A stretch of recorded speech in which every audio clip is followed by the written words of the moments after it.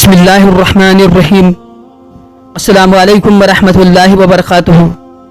نحمدہ ونصلی علی رسولہ الکریم، اما بعد۔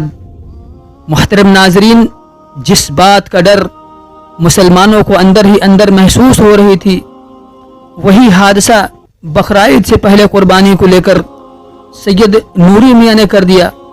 قربانی کو لے کر ان کے ایک بیان کی وجہ سے ہندوستان کے مسلمانوں کے بیچ افراتفری کا ماحول مچا ہوا ہے۔ اس بیان کی وجہ سے ہی ان کو جیل میں بند کر دیا گیا ہے۔ سید نوری میاں کے بیان کو لے کر اتر پردیش کی سرکار نے یہ اعلان جاری کر دیا ہے کہ بقرعید کے بعد ایسے علماؤں کے ساتھ سخت سے سخت کارروائی کی جائے گی۔ علماؤں کا مقصد تو صرف یہ ہوتا ہے کہ دین اسلام سے عوام کس قدر فائدہ حاصل کر سکے، لیکن سید نوری میاں کی زبان سے نکلی ہوئی یہ بات لوگوں کو اتنا ناگوار گزرا کہ حکومت کے ساتھ ساتھ مسلمان بھی ان کے خلاف ہو چکے ہیں۔ سید نوری میاں اپنے اس تقریر کی وجہ سے لوگوں سے معافی بھی مانگ چکے ہیں۔ اللہ رب العزت سے دعا ہے کہ سید نوری میاں کے اس خطا کو جلد سے جلد معاف کر دے، اور جو عزت نوری صاحب کو مسلمانوں سے ملتی تھی، اللہ پھر سے اس عزت و شہرت کو مسلمانوں کے دلوں میں قائم کر دے۔ ویڈیو میں آگے بڑھنے سے پہلے اس دعا کی قبولیت کے لیے اپنے ہاتھوں کی انگلیوں کو زحمت دیتے ہوئے ویڈیو کو لائک کرنے کے بعد چینل کو سبسکرائب کر لیں اور بیل آئیکن کو پریس کر دیں۔ پیارے دوستوں، اس وقت ان کا یہ بیان انٹرنیٹ پر بہت زیادہ سرچ کیا جا رہا ہے، لیکن سید نوری میاں صاحب نے بقرعید سے پہلے قربانی کے مسئلے کے خلاف ایک ایسا ووادت بیان دے دیا ہے جس کی وجہ سے سید نوری میاں کے بدن پر فٹکری گرم کر کے صبح شام بقرعید تک حکومت کی طرف سے مالش کروانے کا آرڈر ہوا ہے۔ اس بات کی وجہ سے مسلمانوں میں بہت بڑا سسپینس بنا ہوا ہے۔ سید نوری میاں کے قربانی کے اس بیان کو لے کر ہندوستان کی حکومت نے بقرعید کے بعد علماؤں کے ساتھ ایسی کون سی کارروائی کرنے کی پلاننگ کی ہے، یہ بھی ہم آپ کو اس ویڈیو میں بتائیں گے۔ اس لیے آپ سے گزارش ہے کہ ویڈیو کو آخر تک ضرور دیکھیں۔ نوری صاحب سے جیل میں جب ہماری ملاقات ہوئی تو انہوں نے ایک بات بڑے دکھ کے ساتھ کہا کہ جیل میں رہتے وقت مجھے مسلمانوں سے بہت زیادہ پیار اور محبت مل رہا تھا، اور مجھے کبھی یہ محسوس ہی نہیں ہوا کہ میں جیل کے اندر ہوں۔ لیکن دوستوں، نوری صاحب کا ایک مسٹیک جو ساری زندگی یہ بھول کر بھی نہیں بھول پائیں گے۔ بقرعید سے پہلے قربانی کے خلاف نوری صاحب کا یہ بیان بھلے ہی دنیا کی نظر میں چھوٹی ہو، لیکن اللہ رب العزت کی نظر میں یہ ایک بہت بڑی غلطی ہے۔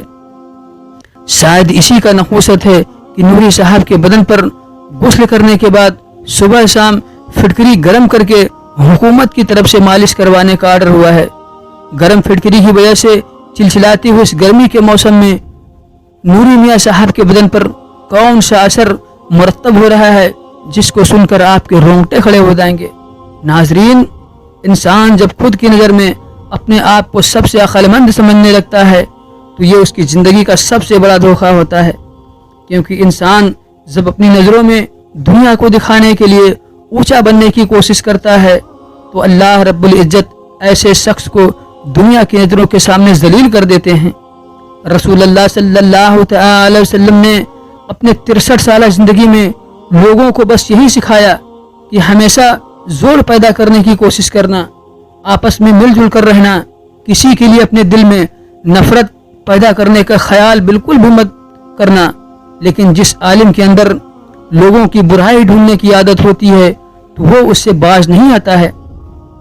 رسول اللہ صلی اللہ تعالی وسلم نے فرمایا کہ جب تم دیکھنا کہ سیلاب کا پانی پہاڑ کے اوپر چل رہا ہے تو اس بات کا یقین کر لینا، کیونکہ ایسا ہو سکتا ہے، لیکن کسی انسان کا مزاج بدل جائے تو اس پر بالکل بھی یقین مت کرنا۔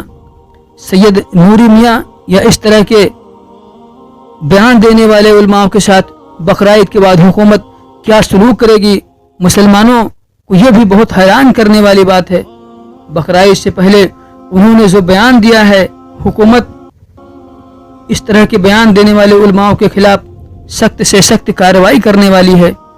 آپ خود اندازہ لگا لیں کہ جس کے اوپر 1 مہینے سے لگاتار صبح اور شام فٹکری گرم کر کے حکومت کی طرف سے مالش کروایا جا رہا ہو، اس کا وقت آنے پر کیا انجام ہوگا؟ محترم ناظرین، ایک حدیث میں آیا ہے کہ ایک صحابی کے گھر ایک بکری کا سر، جسے عام طور پر سیرہ کہا جاتا ہے، ہدیہ کے طور پر آ گیا۔ اور آپ نے حدیثوں میں اکثر سنا ہوگا کہ صحابہ کی زندگی غربت بھری تھی، غریبی بہت زیادہ تھی، ایک وقت کا کھانا کھا لیتے تو کئی دن بھوکے رہتے تھے، یہاں تک کہ درختوں کے پتے چبا چبا کر اپنی زندگی گزارتے تھے۔ پھر بھی وہ صحابی اس بکرے کا سر جو ان کے یہاں ہدیہ کے طور پر آیا تھا دوسرے صحابی کے گھر دے آئے۔ ان کو احساس ہوا کہ ہم سے زیادہ ضرورت مند تو یہ شخص ہے۔ دوسرے صحابی تیسرے صحابی کے گھر اور تیسرے چوتھے کے گھر دے آئے۔ اسی طرح کرتے کرتے وہ بکری کا سر 7 گھروں میں گھومتا رہا اور سب سے آخر میں سب سے پہلے صحابی کے گھر واپس آ گیا۔ دوستوں، یہ تھی محبت، یہ تھی اخلاق، یہ تھا اپناپن۔ لیکن صحابہ رضی اللہ تعالیٰ عنہ اور سید نوری میاں کے اخلاق میں آپ کو زمین اور آسمان کا انتر محسوس ہوگا۔ سید نوری میاں کے اپنے اس بیان کی وجہ سے بس اتنا ہی تو کہا تھا کہ بریلی مسلک کے ماننے والوں سے میرا گزارش ہے کہ بقرعید کے دن اپنے جانور کی قربانی کسی دیوبندی مولانا سے ہرگز نہ کروائیں، نہیں تو آپ کا جانور حرام ہو جائے گا، اور نہ ہی اپنے جانور کا گوشت دیوبندیوں کے ہاں دینا ہے، اور نہ ہی ان کے جانور کا گوشت آپ نے خود استعمال کرنا ہے۔ صحابہ رضی اللہ تعالیٰ عنہ اور سید نوری میاں کے اخلاق میں کتنا انتر تھا آپ خود محسوس کر لیں۔ سید نوری میاں صاحب کے منہ سے نکلی ہوئی یہ زہریلی باتیں عوام کے ساتھ ساتھ حکومت کو بھی بہت ناگوار گزرا ہے۔ حکومت کا ماننا ہے کہ یہ شخص اپنے منہ سے ہمیشہ زہریلی باتیں ہی کرتا ہے۔ دوستوں، ایسے علماؤں کے بارے میں آپ کی کیا رائے ہے؟ ہمیں کمنٹ باکس کے ذریعے ضرور بتائیں۔